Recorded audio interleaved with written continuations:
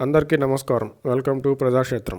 దక్షిణాదిన పాగా వేయడానికి తీవ్రంగా ప్రయత్నిస్తున్న బీజేపీ కర్ణాటక మినహా ఇతర రాష్ట్రాల్లో నామమాత్రంగానే ఉంది.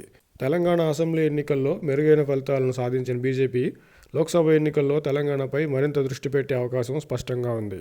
ఆంధ్రప్రదేశ్లో టీడీపీతో పొత్తు రాజకీయంతో, తమిళనాడులో అన్నామలై గారి నేతృత్వంలో దూకుడుగా వెళ్తున్న బీజేపీ ప్రతిపక్షంలో ఉన్న అన్నాడీఎంకే పార్టీ నుంచి భారీగా వలసలను ప్రోత్సహించి అక్కడ బలపడాలని ప్రయత్నిస్తుంది.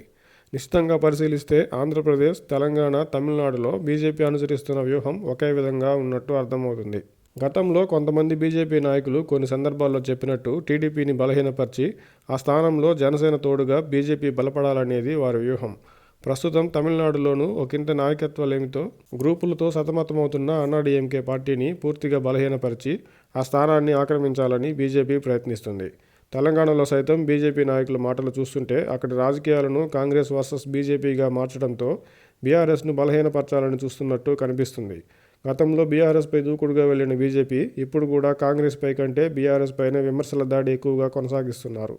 ఆంధ్రప్రదేశ్లో టీడీపీతో బీజేపీ పొత్తు పెట్టుకున్నా టీడీపీని మాత్రం ఇబ్బంది పెట్టేలా, వీలైనంతగా బలహీనపరిచేలా ఇదివరకే వేసుకున్న వ్యూహానికి అనుగుణంగా బీజేపీ అడుగులు ఉంటాయే తప్ప టీడీపీకి పూర్తిగా సహకరించేది అనుమానమే.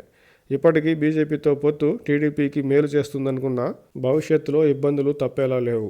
తెలుగు రాష్ట్రాల్లో టీడీపీ, బీఆర్ఎస్ పార్టీలను, తమిళనాడులో అన్నాడీఎంకే పార్టీని బలహీనపరిచే వ్యూహంతోనే దక్షిణాది రాష్ట్రాల్లో బీజేపీ పాగా వేయడానికి చూస్తుందని స్పష్టంగా కనిపిస్తుంది. ఆయా పార్టీలకు ఇదంతా తెలిసినప్పటికీ బీజేపీని ఎదుర్కోవడం అంత సులువు కాదు.